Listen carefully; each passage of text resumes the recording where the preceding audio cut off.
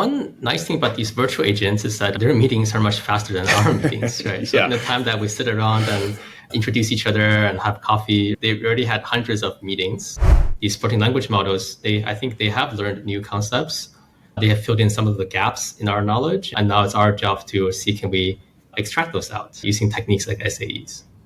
I do think that there is already a gold mine of new concepts and knowledge that are already hidden in the existing models, that even if we can extract those out, I think that would already teach us a huge amount of interesting new insights. Hello, and welcome back to the Cognitive Revolution. Before getting started today, I want to take a moment to invite all of you to submit questions for an Ask Me Anything episode that we'll be producing in the next couple of weeks. From practical application to galaxy brain philosophy to parenting and career choices in the age of AI, I may not have all the answers, but it's all fair game to ask. And while you're there, we'd appreciate it if you'd complete a short survey so that we can learn more about the audience and how we can serve you better. All of the questions are optional. It's fine if you want to be anonymous. And we do have a few thank you gifts planned as a token of our appreciation. Today, my guest is James Zou, Professor of Biomedical Data Science at Stanford and investigator at the Chan Zuckerberg Initiative, who's recently published several frontier advancing papers at the intersection of AI and biology. Our first topic today is the virtual lab, a framework that uses minimal human oversight to guide an AI research team comprised of an AI professor, multiple AI specialist agents, and an AI critic through the process of understanding and exploring open-ended research problems. In a truly impressive demonstration of capability, when challenged to develop new treatments for emerging strains of the COVID virus, the system made the somewhat unorthodox choice of pursuing nanobodies rather than the more commonly used antibodies, devised a novel workflow combining protein language models, AlphaFold, and physics-based tools, and ultimately designed more than 90 candidate antibodies, of which 2 have since been proven by physical experiment to be of high therapeutic potential, due to their ability to bind with new virus variants while also maintaining efficacy against earlier versions. While the AI here is not entirely autonomous, the human contributor wrote a bit more than 1% of the total tokens for this project. This is nevertheless one of the most impressive demonstrations of large language models actually doing science that I've seen, and one that I take as a sign of much more soon to come. The second paper, InterPLM, Discovering Interpretable Features in Protein Language Models via Sparse Autoencoders, is actually equally remarkable. By training sparse autoencoders, which we've covered in depth in previous episodes, including most recently with the founders of mechanistic interpretability startup GiveWell, but in this case for protein language models, which are trained purely on amino acid sequences, the team was able to demonstrate not only that mechanistic interpretability techniques, such as auto-labeling, can generalize across modalities, but also that mechanistic interpretability can deliver totally new discoveries. Most remarkably, they were able to identify features corresponding to at least one entirely new protein motif, which had not been previously documented in the literature. This, to my knowledge, is perhaps the clearest demonstration yet that today's machine learning architectures are capable of learning important natural concepts that humans don't know from raw data. It's hard to overstate just how important this capability is likely to be, and I find the implications for how we should understand more familiar large language models to also be extremely profound. Now, I only had an hour with Professor Zou, so this is one of our shorter episodes, but the results here are second to none.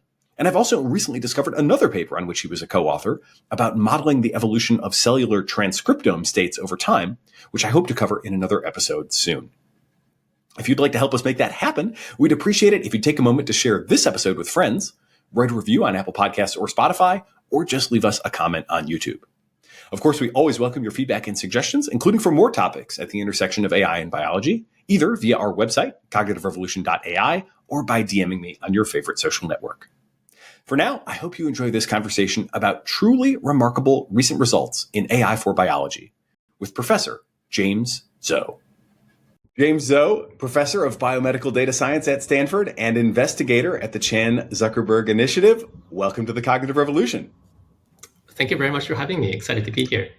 I'm excited for this for multiple reasons. You've put out recently with co-authors, of course, a couple of remarkable papers that are advancing the frontier at the intersection of AI and biology on multiple fronts.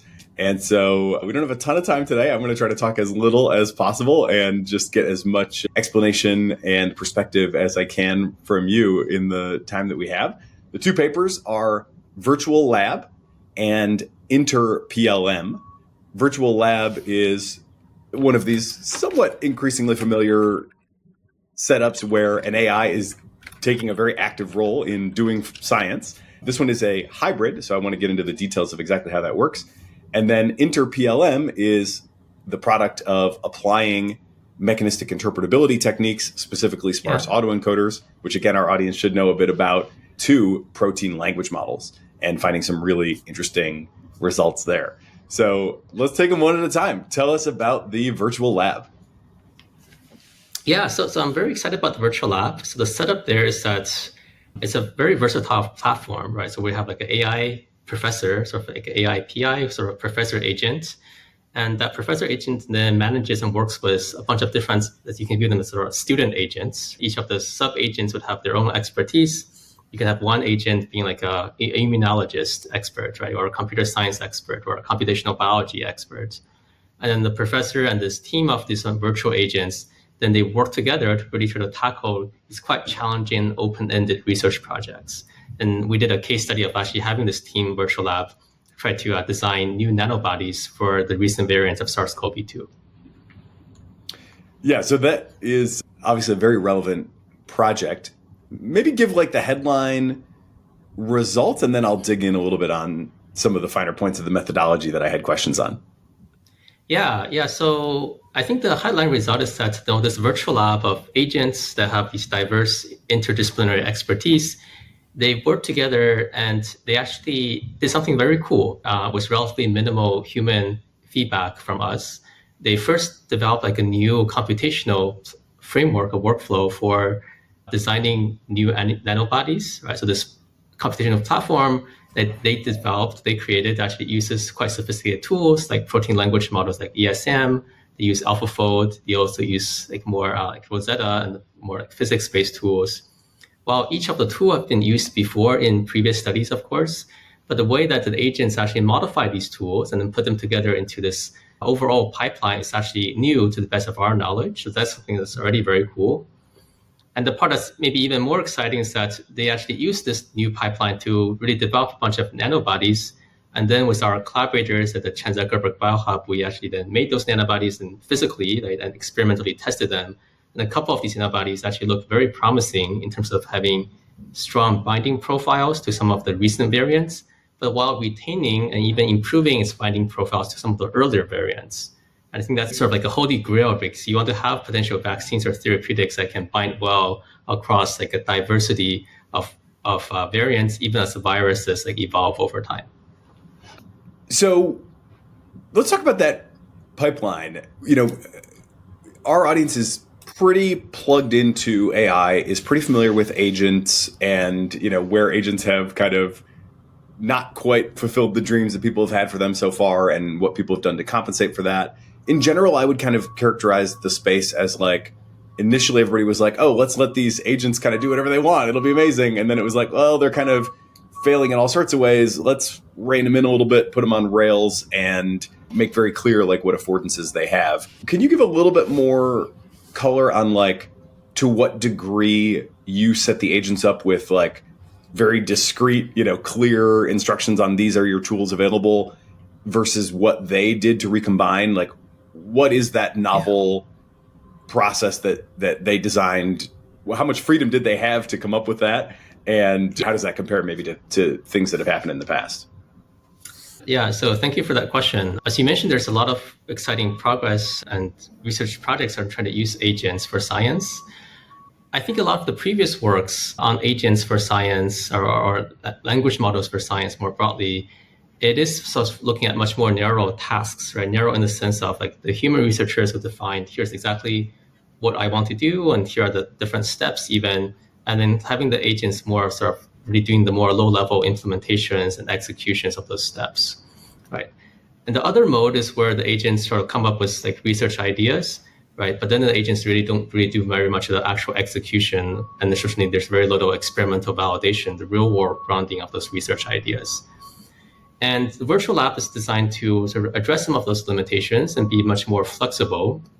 Right? In this case, it's still like a human AI collaboration, but the human feedback to those AI agents in the virtual lab is relatively limited. Right? We don't actually write the code for them, we don't do the work, and we don't even tell them here's exactly what you have to do, A, B, and C. So in this case, like the human researchers would tell the virtual lab, okay, so we're interested in designing potentially new therapeutics or new vaccines, right, for the recent variants of SARS-CoV-2, right? So it's sort of a high-level description.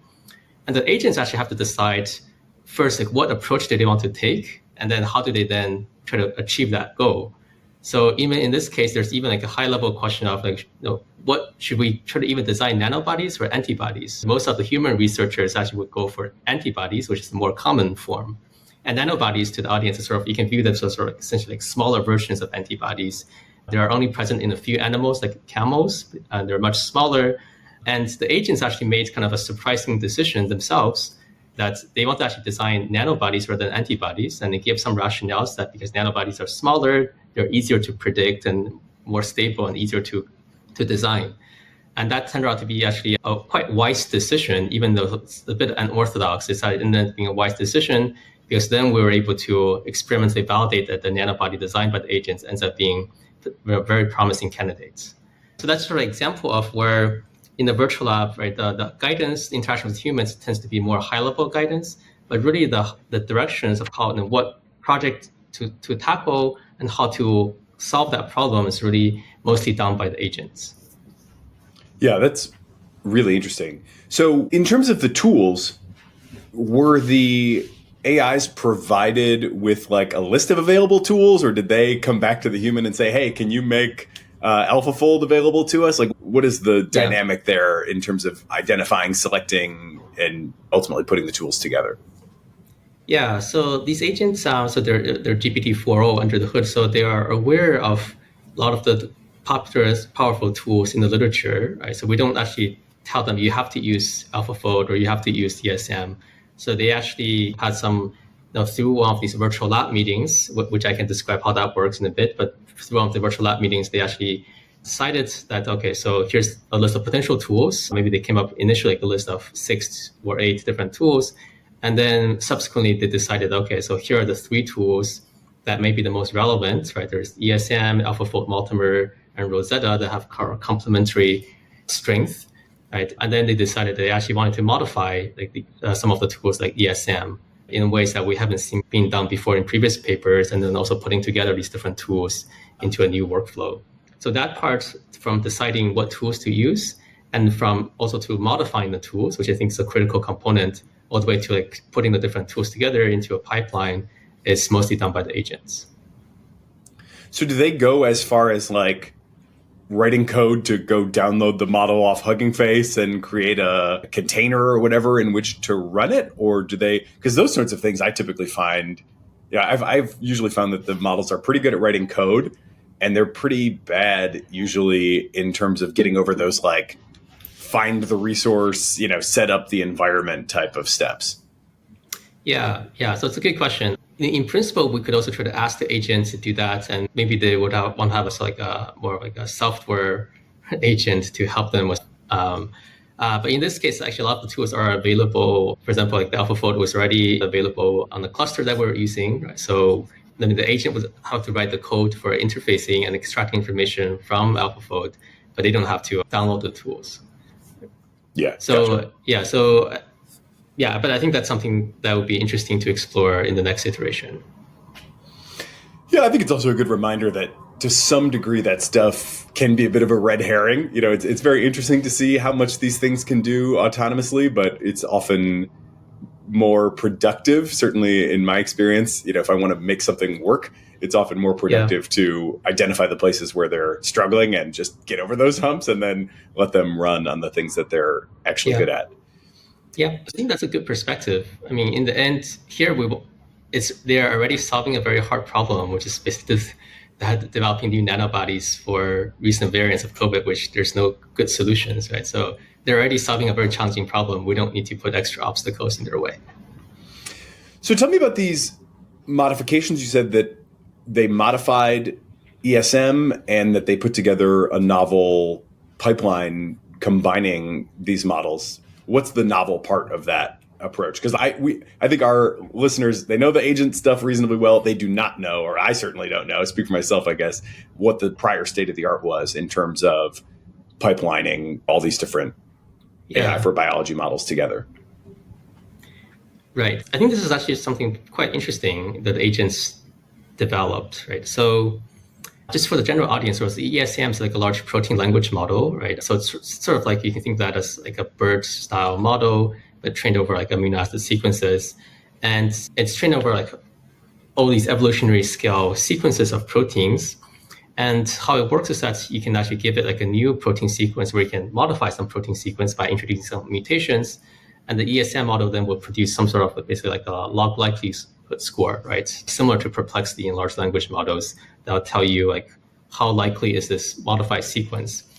And the general intuition is that if this modified sequence are stable, right? If they're actually functional proteins, then the log likelihood score would be relatively good, right? Relatively high score. But there's actually a lot of fine art in how exactly to compute those log likelihood scores and exactly which ones to use. So the agent here actually developed like a new formula for computing a specific way of this likelihood ratio score, which is actually different from previous publications where people had used ESM. So that's actually quite an interesting, let's say, local modification or innovation by the agents. Yeah, okay. Fascinating. Is there any intuition for like what the difference is between the AI's formula and the prior human formula, and maybe relative strengths and weaknesses of each?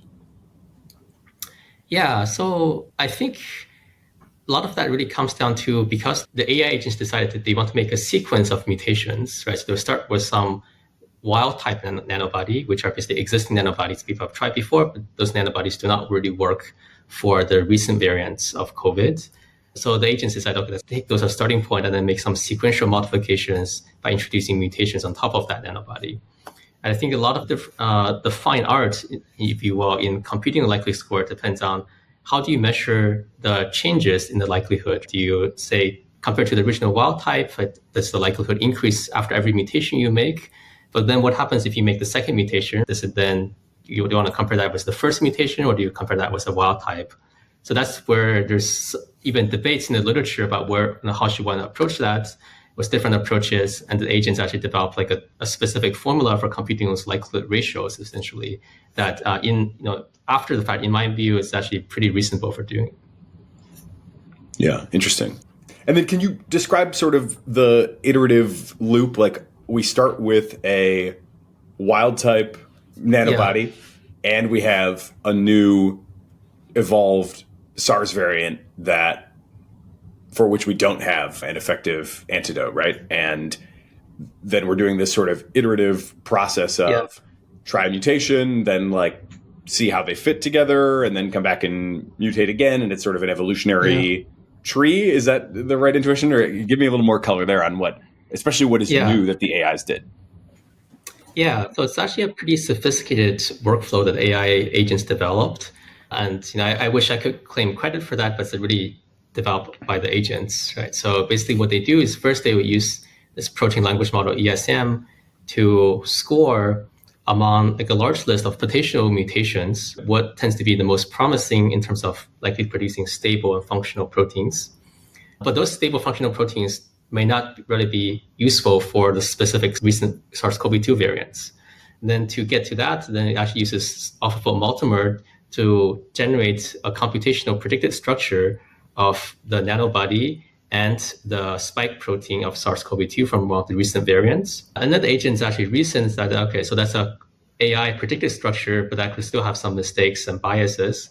Then it uses like a third step of using Rosetta, which takes as input that predicted structure and then relaxes the structure and then sort of in a more like a physics-based way and then estimates the binding energy. So in the end, there are basically sort of three tools that the agent ends up using, right? So the large language model, AlphaFold, and Rosetta. And the agents actually decided that, okay, you should do like a weighted score across all three techniques, right? With a particular weighted scheme, and then iterate this multiple times, right? So then it does this once, select the most promising candidates, generate additional mutations, and does all 3 steps again. And then would actually do this 4 times to generate like a final list of promising nanobody candidates, which are the ones that we then experimentally synthesize and tested.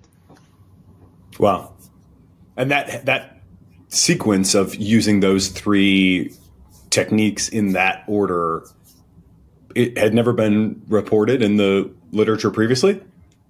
People have used the individual tools, right? But I think using this particular workflow, where you have this iterative weighted scheme for generating candidates, multiple rounds, to the best of our knowledge, has not been done in previous publications. Wow. That's really interesting. Hey, we'll continue our interview in a moment after a word from our sponsors. How deep do you go to seek out an answer to a question? If you listen to this podcast, there's a good chance you're the kind of person who spends hours clicking the source links on Wikipedia pages, or who's checked out the entire shelf on a niche topic at your library. If you're nodding along, then you'll definitely want to check out GiveWell, an organization that researches questions about global health and philanthropy, even if a satisfying answer might require years of reviewing studies, talking to experts, and chasing down footnotes. GiveWell has now spent over 17 years researching charitable organizations and only directs funding to a few of the highest impact opportunities they've found. Over 125,000 donors have used GiveWell to donate more than $2 billion, and rigorous evidence suggests that these donations will save over 200,000 lives. GiveWell wants as many donors as possible to make informed decisions about high-impact giving. You can find all of their research and recommendations on their site for free. You can also make tax-deductible donations to their recommended funds or charities, and GiveWell does not take a cut. If you've never used GiveWell to donate, you can have your donation matched up to $100 before the end of the year, or as long as matching funds last. To claim your match, go to givewell.org and pick podcast, then enter the Cognitive Revolution at checkout. Make sure they know you heard about GiveWell from the Cognitive Revolution to have your donation matched. To donate or learn more, visit givewell.org. There are so many things in life we just never get around to. Taking up that hobby, cleaning out the garage, little things that don't really make huge differences in our lives. Yet there's one thing that most of us have probably been neglecting that can have a huge impact on our family's future. It's life insurance. And with SelectQuote, getting covered with the right policy for you is easier and more affordable than you might think. As someone who tracks AI progress on a full-time basis and obsesses about its potential impact nonstop, I know how tempting it can be to ignore more mundane, familiar risks. There's always another paper to read, podcast to listen to, or product to try. And yet, the smartest people that I know in the AI space continue to save and invest money for the future, carve out time for their relationships, maintain their physical and mental health, and yes, protect their family with life insurance, just in case anything should happen before the singularity. If nothing else, it's one less thing to worry about in a time of unprecedented change. So get the right life insurance for you for less at selectquote.com/cognitive. Go to selectquote.com/cognitive today to get started. That's selectquote.com/cognitive. Tell me about the way in which the human and the AIs interact. I think that's maybe a really, you tell me if I'm wrong on this, but it feels like you may have found a real sweet spot there, because when I've seen people do like all AI, science, it typically doesn't work at quite this level. I noted that the human wrote just 1.3% of the total tokens in this project, but I suspect again, you tell me if I'm wrong, but I'm imagining that those 1.3% of tokens were a super high value contribution. And by the way, are you the human in this situation, or was it another member of the team? Yeah, so maybe I should have done this earlier, but I want to describe how research happens actually with the virtual lab, right? So as I mentioned before, the virtual lab is really have this set of AI agents. There's the AI professor, like an AI PI, and then a bunch of the AI experts with different domain expertise. There are basically 2 ways the virtual lab actually makes research progress. One is actually through what we call group meetings, and the second one is through individual meetings. So in a group meeting, and these are also designed to mirror how my physical lab here works at Stanford, right? So in a group meeting, then all the different AI agents come together So the AI professor would say, here's like the meeting agenda, like maybe there's some questions that we want to answer by the end of the meeting. And then all the agents will actually go in a round table and provide their thoughts on the meeting agenda. Maybe they can provide updates on their results. And then in the end, they can actually, professor then would take the consensus and then reach some sort of solution with the entire team on the solutions to those questions. And that's still the AI professor. That's the AI professor. Yeah, okay. Yeah. And the goal of these group meetings is to really try to decide maybe some of the general directions of the research project, right? For example, whether to design nanobodies or antibodies, right? So that decision is actually made in one of these virtual lab group meetings. And the second mode of research is to what we call like the one-on-one meetings, where maybe the AI professor would say, okay, so now we need to actually write a specific code to, for example, to modify ESM. And then the best agent for doing that is probably maybe like the computational biologist, right? In a one-on-one meeting, then the computational biologist would actually meet with the professor agent. And also, we also have like a critic agent, right, whose job is to provide constructive feedback to all of these meetings. And then the goal of that one-on-one meeting then will be to solve each of the specific tasks. And where the human interaction come from in all of these places is that, so we mostly interact with the professor agent, right? So essentially at the start of the project, we tell the professor agent that, okay, here's what we want to do, right? So it could be a kind of a higher level description. We could say that, okay, for this part, we want to design vaccines for therapeutics for SARS-CoV-2, right? I mean, we could have picked a different project. We could have said, okay, we want to study quantum computing, right? Or study climate, right? So it's a very versatile framework. And then based on our high-level specifications, then the professor agent would say, okay, so here are the kinds of relevant expertise that we will want to have on the team, right? So then the professor actually creates and selects which team members to bring into the team, right? For the therapeutics project, then the professor agent decided that we want to have an immunologist agent, a computer science agent, and a computational biology agent. And then, so the professor's job is actually basically, essentially think of that as sort of like recruiting the relevant members and selecting them to come on this quest. And depends on what the goal of the quest is, like different members who get selected. So the level of feedback that we provide to the professor then tends to be these more high-level feedback. I would say, okay, so in general, we're interested in SARS-CoV-2 because that's important. We can also provide feedback like, okay, we don't have a large experimental budget, right? So we want things that are relatively fast and easy to validate, right? But we don't actually tell the professor agent, like, you have to do A, B, and C, right? So that's the workflow is basically designed by the virtual lab. So it doesn't sound like the expertise on the part of the human needs to be particularly high. Like, could I have done this? The things you said so far, like, COVID is important and we don't have a huge budget. I could have said that. But I still suspect that there's got to be somewhere in this equation where the expertise of the human makes a big difference, or maybe not. Yeah. I think where the expertise of the human is to also like look over the shoulder of all these different agents and provide some constructive feedback to say that maybe here are some potential mistakes, right, or this doesn't look right. So the nice thing about all these virtual labs is that all of their meetings, right, the group meetings and also the one-on-one meetings happens through natural language. So they all talk to each other through natural language. And basically at the end of every meeting, the professor agent actually creates like a summary, essentially like a meeting minutes, right? And then present that to us, to the human researchers. So we can actually look over their meeting minutes. And sometimes we do give feedback and say that, oh, did you think about this, right? Or did you think about that? Or if we actually see that, oh, they're not actually using, maybe if we see that they're potentially going down like a path that might be difficult to validate experimentally, then we can actually provide that feedback.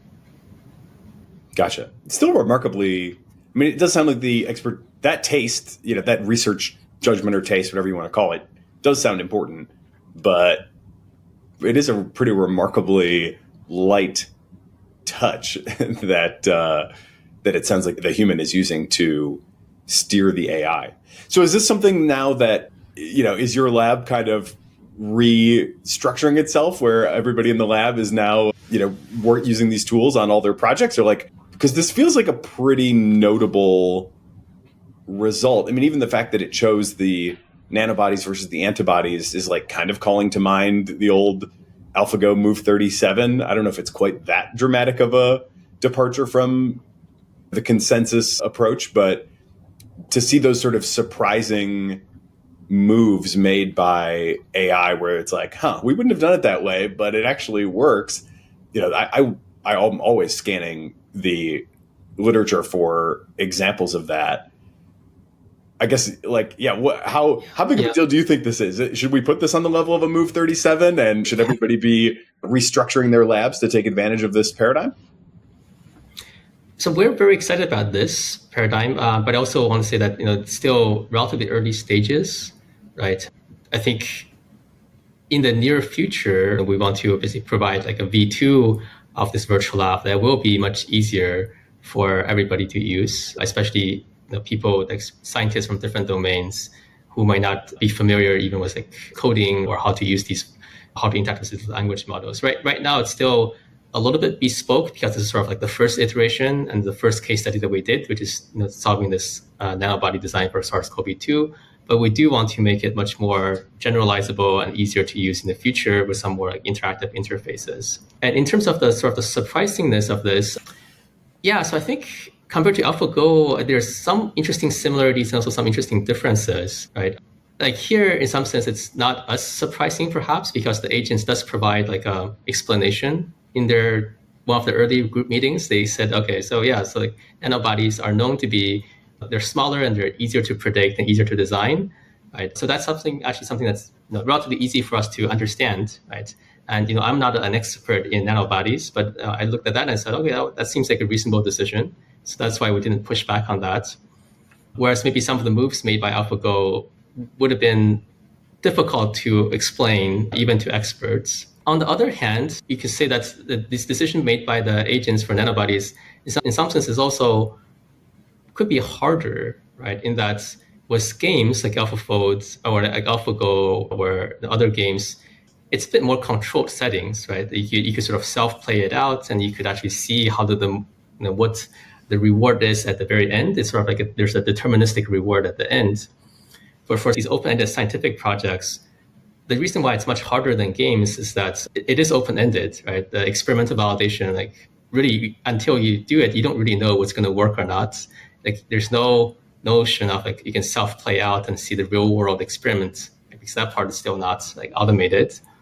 And it's also just a lot more uncertainty. Like those decisions are very consequential that really affects the entire research direction, right? And we only get to do it once, at least for now, right? So I think in that sense, it's actually also could potentially be like a harder kind of decision to make. Hey, we'll continue our interview in a moment after a word from our sponsors. Even if you think it's a bit overhyped, AI is suddenly everywhere, from self-driving cars to molecular medicine to business efficiency. If it's not in your industry yet, it's coming, and fast. But AI needs a lot of speed and computing power. So how do you compete without costs spiraling out of control? Time to upgrade to the next generation of the cloud. Oracle Cloud Infrastructure, or OCI. OCI is a blazing fast and secure platform for your infrastructure, database, application development, plus all your AI and machine learning workloads. OCI costs 50% less for compute and 80% less for networking, so you're saving a pile of money.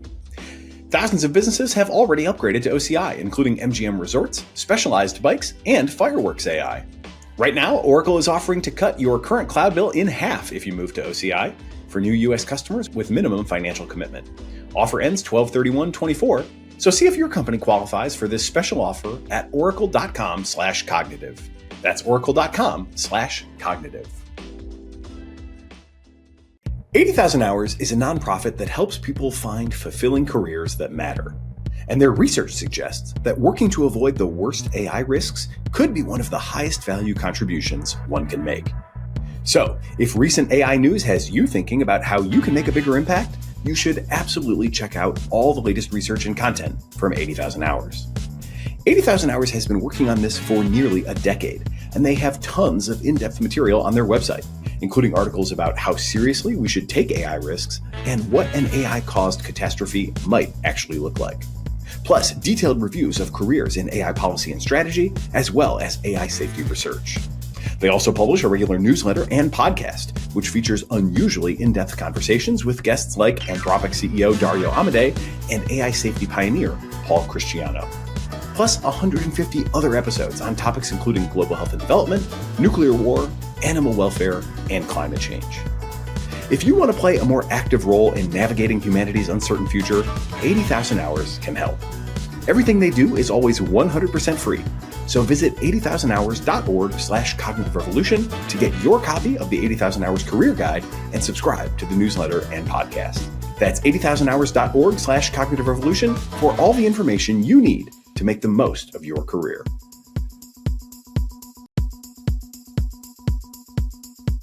Let's compare how this plays out with the virtual lab versus if you had done it all with just a human team of researchers. Like, how long did this process take, just in terms of like clock time? Like, how many hours or maybe even just minutes did the human have to contribute? How much did it cost in terms of GPT-4o costs? Also curious, by the way, if you tried other models. I would have bet maybe that Claude 3.5 would have been the top performer, but I'm guessing you didn't fail to check. So yeah, just give us kind of a tale of the tape of like how long it took, what it cost, and how that would compare to a human team. Yeah. So one nice thing about these virtual agents is that their meetings are much faster than our meetings, right? So in the time that we sit around and introduce each other and have coffee, they've already had hundreds of meetings. And the other nice thing is that the virtual agents, they don't get tired, right? So what actually we do is that in the virtual lab, every main decision is actually we do multiple meetings in parallel. So basically every key decision that we want the agents to make, they actually run 5 meetings in parallel. They would discuss this topic, the same topic 5 different times in parallel, and then they reach some sort of consensus.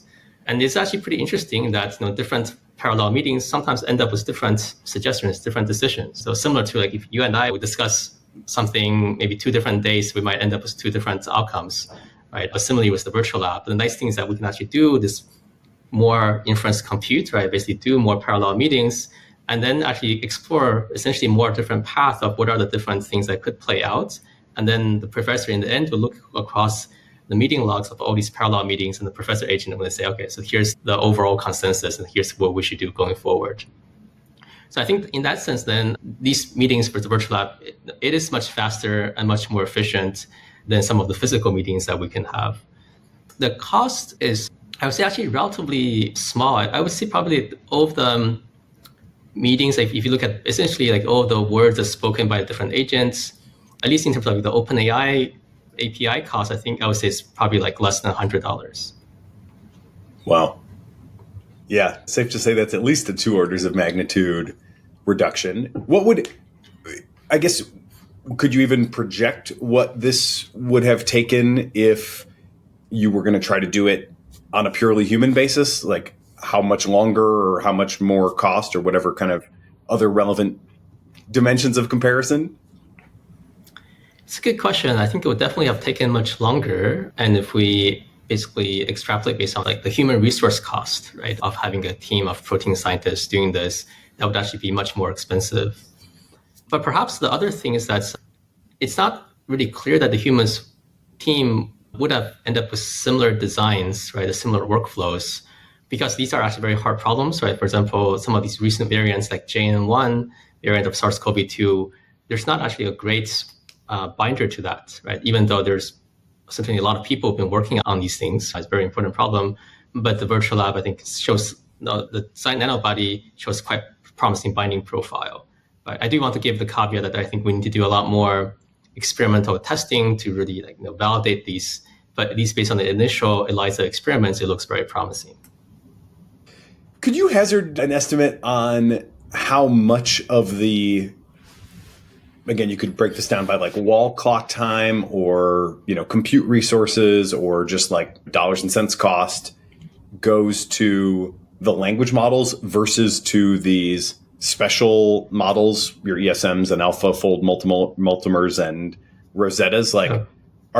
Because I could imagine that could be the slow part given just how fast the language models work.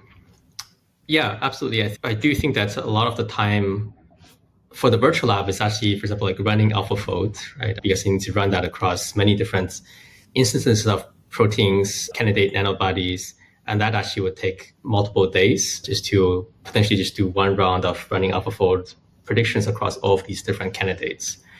And certainly, the biggest cost is still the experimental validations, right? So It took a few weeks to basically, you have to synthesize these nanobodies. So we use some basically CROs to make these proteins. And then we have to actually do careful experiments to validate those proteins, their binding affinities. And this is where we work very closely with our collaborators at the Chan Zuckerberg BioHub, who are actually experts in doing these protein affinity assays. And so that's where there still needs to be a lot of human time involved. Although, if I understand correctly, there are major projects in automated lab work that might be turning that into a sort of as a service sort of option as well, right? I mean, you could imagine, tell me if you think I'm missing something, but it seems like in the not too distant future, the AIs could make effectively an API call to even run those like wet lab validations too. That's right. Yeah. So I think in parallel, we have also explored different collaborations with like different cloud labs where they would actually do like, you have robots that can automate different experiments. Those are also very exciting, especially for these more chemistry experiments and experiments like binding assays. I think that can be automated relatively well, whereas it becomes still some more challenging in assays that involve like cells and animals. Those are more complex experiments, but I think the automation will get there for these even cellular-based assays. Yeah. Okay. Wow. So this is a space to watch. Where do we go from here? Are these nanobodies actually going into some downstream, like preclinical validation, or where, are they promising enough that people are going to actually pick them up and try to make them a part of actual human life? So I think it is quite interesting candidates, but we need to do a lot more experiments. For example, we're currently doing some additional experiments where we have like the virtual lab now look at the first round of the experimental validation and see, do they want to further modify or improve the nanobody in some way? So this is actually sort of interesting, itself quite interesting, because now the virtual lab has seen the real world experiments, the real world grounding. Now it can basically figure out what to do in the next step. Yeah. Okay. Never a dull moment. I'm sure you've heard, if not read yourself, Dario Amadei's recent essay, Machines of Love and Grace, where he projects that we might get a compressed century of scientific discovery, where maybe in the next 5 to 10 years, he estimates we could see as many platform discoveries in biology as we would have seen if it was purely humans doing the work over, say, 100 years. And obviously, if that were to happen, that would be a major paradigm shift and impact just about every aspect of life. How realistic does that feel to you coming out of this project? I think we're definitely in a very exciting time, right, where this intersection of advances in AI, especially around agents and reasoning models, and also advances in biotechnologies, right? So now we have better ways of perturbing the cell, better ways of measurements. That convergence, that intersection is extremely exciting. Right. It's hard to know what will happen. Like 100 years is like a long time to project, but I do think that even in the next 5-10 years, there'll be a lot of really exciting problems that we can tackle with this using these kind of tools. Are you guys releasing the code and prompts for this stuff, or is that going to have to wait for V2? What's the outlook for others to be able to start to build on what you've already created here? Yeah, so we actually made the virtual lab open source, so it's already available. If you first look up like my group's GitHub page, so it's all out there. Cool, great. Well, I think it's time to switch gears to InterPLM. So, right. If I may just add one more thing about the virtual labs, maybe just the last thing I would say is that so far like we mostly talk about it as like here's the research it could do, right? But the other part I find very interesting is just to see what kind of social dynamics evolve with the virtual lab, right? Because initially we set it up to mirror my actual group meetings, right? You have the meetings and individual meetings. It's just because that's how we know how to do things as human researchers. But then we also can see over time, maybe the virtual lab will actually evolve their own meeting structures, and maybe they can actually teach us like what's a more efficient way of doing science. And that itself, that's almost like a sociology aspect of this could also be fascinating to follow. Are there any observations that you would highlight that suggest possible changes to your own lab workflow or anything like that? Well, one thing that's kind of interesting is that, every meeting we have this critic, right? AI critic, whose job is to basically provide constructive feedback to everything that's being said. And sometimes like the different agents, they do disagree with each other, right? And then of course, being language models, they're very nice about it and very polite, and then they have to somehow resolve their disagreements. But one thing that's kind of interesting is that these language models, because of ROHF, they're actually tends to be overly polite, I think, right? And especially the critics, sometimes maybe we do want the AI critic agent to be a little bit harsher, right? A little bit, not mean, but like a bit more direct and say like, oh yeah, this is a bad idea, right? And right now, like it's almost like a very friendly social dynamics, but I'll be curious to see, almost use this as a test bed to see, okay, if we do have a more aggressive critic, right, who's not worried about hurting the feelings of the other agents, right, would that actually lead more or less productive science? Yeah, I can imagine a lot of criticisms people may think in their heads go unsaid in a lot of actual human lab meetings. So yeah. I can understand how that might be quite valuable to just get more of that critical commentary on the table earlier in the process.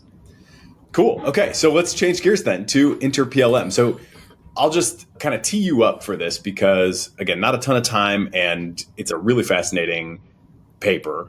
I've been looking at for this. We've done multiple different episodes in the past on sparse autoencoders, covering a few of the seminal papers out of Anthropic. I've had a couple of the co-founders of Goodfire AI, which is a startup that's focused on bringing SAEs to different modalities on. And so we've got some kind of background content that should, if people want to, if they don't have the context, they can go back and listen to the context on SAEs. Let's start with maybe a primer on ESM2, which is the model that you studied here, and then kind of what was different about doing an SAE for a protein model as opposed to a language model, which is obviously more familiar to most people, and then what came out of it. And there were a couple of very interesting, I dare say, discoveries that came out already of this SAE interpretability work on the protein language model. So go for it. Yeah. Well, thanks for that context. So as you mentioned, there's a lot of exciting developments recently around using sparse autoencoders as a way to extract meaningful concepts, basically, that are learned by large language models, right? Like GPT-style models. And what we wanted to do is to see, can we actually use these similar ideas to apply that to a protein language model? So I already mentioned ESM in the context of the virtual lab. It's actually one of the tools that's used by the virtual lab agents, but it's basically like a protein language model that's trained over this universe of different protein sequences, right? The idea there is that you can view actually each amino acid sequence of a protein as being like a sentence, where the characters or the words are now different residues for the amino acid. And then people would train similar kind of transformers using masking right on top of those sentences of proteins. And that's shown to be a very powerful approach because similar to how with human language, right, there's a lot of hidden grammars and things with the proteins. And these protein language models like ESM, because they've been trained over evolutionary scale data, they can sort of capture those intrinsic and hidden grammars of proteins right, in its embeddings. And this is where also then starts to diverge a bit from the human models, because the human model, we sort of have a pretty good idea of how to interpret what are the concepts that are learned by a GPT-style human language model, right? Maybe we know the concept like Golden Gate Bridge. We can see other particular neurons in a transformer that corresponds to the Golden Gate Bridge. But where it's sort of fascinating with the protein language model is that there are some concepts that we know. Maybe I know a particular kinds of protein domain. I can see, okay, does that show up somewhere in that protein language model? But I would say actually most of the concepts are probably not known to us, right? There's sort of, we don't have a good description about what are these concepts. And this is where I see this interpretation of a protein language model, not just being like an exercise in mechanistic interpretability, but actually as a sort of exercise in scientific discovery, because I think there's actually a gold mine of new concepts that are potentially learned by this protein language model, training over these evolutionary scale data that we just do not actually have good human analogs for. And if we can actually go in and look at different layers and use SAEs to tease apart and here are the different new concepts, and then validate those concepts, then they can actually become like a gold mine of new biological insights that the model can teach us. Yeah, I think that point can't really be overstated in terms of its importance. And I've been kind of banging this drum for a little while in anticipation of exactly this sort of result. So just to state it back, right, there's a lot of sort of understandable confusion, I think, when people look at what is happening in language models and they're like, well, first of all, do these things reason or not? No, they don't. Well, yes, maybe they do. But even if they do, well, they're just learning all those concepts from us anyway. So the sort of frontier of the debate right now, or the current kind of battle lines, if you will, on the can they, can't they, is often like, can they figure out new concepts, or are they only able to learn the concepts that we have learned and, represented in our language? And this sort of result in a totally different domain where you're starting to see concepts that we clearly just don't know. And nevertheless, the techniques are able to isolate and allow us to then make biological discoveries from the study of what is coming out of these interpretability techniques. That both drives a ton of biological value and I think has like major implications for the future of AI in general. Like, just to put a fine point on it, is there any doubt in your mind at this point that these models can learn concepts that humans don't know from the raw data? Yeah, I think especially in these more specialized domains like proteins or biology, there's a very clear limitation of what we have written down in words in description, right? If I look at all the protein databases, people have to annotate different concepts, but everybody recognizes that we're limited in what we have annotated. There are a lot of things that we just haven't annotated. And I think to your point, this is a really exciting opportunity where these protein language models, I think they have learned new concepts. They have filled in some of the gaps in our knowledge. And now it's our job to see, can we extract those out using techniques like SAEs? Yeah, I think that is so fascinating and exciting and enlightening all at once. One really quick fine point question on the original protein language model that's being studied here. Am I correct in understanding that it is trained purely on sequences? There's no structural data in the training data for that language model. Is that right? Or did I miss it? That's right. Yeah, that's right for these ESM models. Okay, so that makes it quite remarkable. I was also amazed by how small these models seem to be. The protein model seemed to be small. There were only 10,000 features in the sparse autoencoder that you use. This compares to millions and millions out of the, that they're doing with Claude. I would love to get a little bit of more color on kind of how this relates to sort of the ultimate magnitude. Like, do we expect, 10,000 features to be like enough to characterize proteins? That seems small to me. But then I was also surprised to learn in the paper that of those 10,000, kind of possible features that the SAE could learn, about 2,500 were deemed to be human interpretable. I would have expected, that we would have more than that. But again, I just don't have a great background in biology. So maybe this space of like concepts in proteins is actually maybe just smaller than I would have guessed. It's an interesting question. In some ways, I think the proteins is a more constrained space than the entirety of human language, right? Like, with human language, there are so many things you can talk about outside of science, but in all these other domains, and it could be code, right? It could be talk about different images. So I think there's actually a lot of diversity of information. But if I just look at only the language of proteins, in some ways, it is the more narrow domain, right? That being said, I think we are, in some sense, sort of scratching the tip of the iceberg, in that I do think that, and something that we're actively working on now is also applying these approaches to larger protein language models. For example, we're also applying that now to like AlphaFold models, where there's actually more structural information and those models are larger. And I think there's actually going to be even some additional concepts that we'll be able to extract out from these different models. Yeah, it's all going to get even more interesting with scale. So the features that were found, there were features that corresponded to specific sequences within a protein. And there's great visualizations of this in the paper, so I definitely encourage people to just open up the paper and look at it. But there are features that seem to fire for kind of a stretch of the amino acid sequence, and you can just see like, okay, that's that part of the protein. Yeah.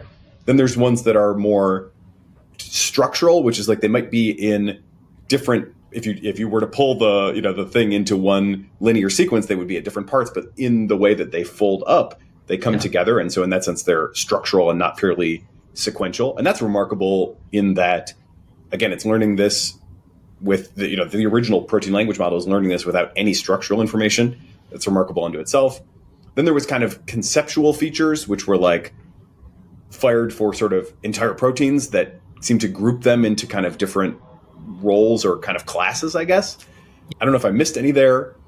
There were also interesting findings around doing sort of an auto labeling process and looking at the labels that we know apply to different proteins and then looking at what was predicted by the firing of features and realizing that actually there are some gaps in our databases that we were able to fill in based on where the features were firing.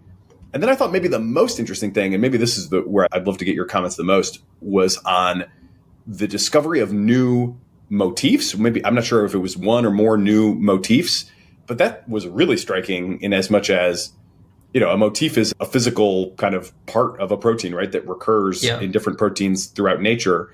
With a small protein language model and a relatively small sparse autoencoder and purely sequential data underlying all of this, no structural information yet, to identify entirely new motifs struck me as just like a really remarkable result. So help me as somebody who is maybe a little excitable and doesn't have a great foundation in biology, like, should I be more excited? Should I be less excited? Like, help me just calibrate myself to that finding. Well, I'm glad that you are excited about this work. And thank you for that very nice overview and summary of it. So we created this website called InterPLM.ai, which is actually this interactive website. So actually, I encourage everybody who's interested, you can just go on there and you can actually sort of explore all of these different kinds of motifs yourself. And you can look at what are these 3D structures that are learned. And it's a kind of interactive way to visualize each of the concepts that are learned by this AI model. And maybe I'll just highlight one thing that you mentioned, which is relates to how do we systematically annotate all these new concepts, because some of these might be new concepts and some of these might be extensions of existing ones. And this is where I think sort of like a convergence of different technologies, but I also find that we found that actually here, this is actually a good use case of a large language model, right? Here we actually use cloud to try to help us to automatically annotate some of these new concepts by pulling relevant information from different databases and comparing what's known about the proteins versus what's being activated by each of these concepts. So I think this is actually where there could be an interesting convergence of the two things that we talked about, where maybe you can imagine having a virtual lab of different expert agents, right, and can help us to interpret what's going on behind the hood of this large protein language model. And how common is it to discover a new motif? Is that something that happens all the time, or is that rare? I mean, should we be surprised to see that this technique would identify new motifs? I think we sort of expecting that there will be new motifs, new concepts that are learned by this protein language model beyond what we have currently annotated. I think that was our prior going in, and one of the motivations, because the models have learned on so much data, right? And because we know that there are some existing limitations in our current annotation databases. But if I just, forgetting about all the details of the AIs, if we just looked at the literature and said, like, how often are new motifs reported? Are we getting new motifs on a daily, weekly, monthly basis? Like, what is the sort of stream of new motif discovery? I don't think it's that frequent. Yeah. Yeah, I would have guessed not. It seems like we can't be like swimming around in motifs that we're not recognizing. So it did seem to me like it couldn't be that frequent. So that does make it all the more remarkable to see AIs doing it. Okay, last maybe question or two before we break. Are there limitations to this? I mean, when I talk about my kind of excitement about biology, I get all sorts of different responses where people kind of try to temper my expectations. One that comes up often is like, well, decent amount of proteins are sort of disordered and like fundamentally chaotic, and those are going to be impossible to make sense of with any technique. You can fill in the gaps for other reasons that people might doubt the pace of progress going forward.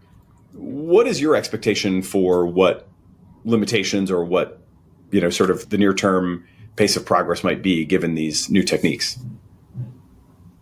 Yeah, it's a good question. I mean, I think for certain domains of proteins and like protein interactions with small molecules, we're still, let's say, data limited rather than compute limited.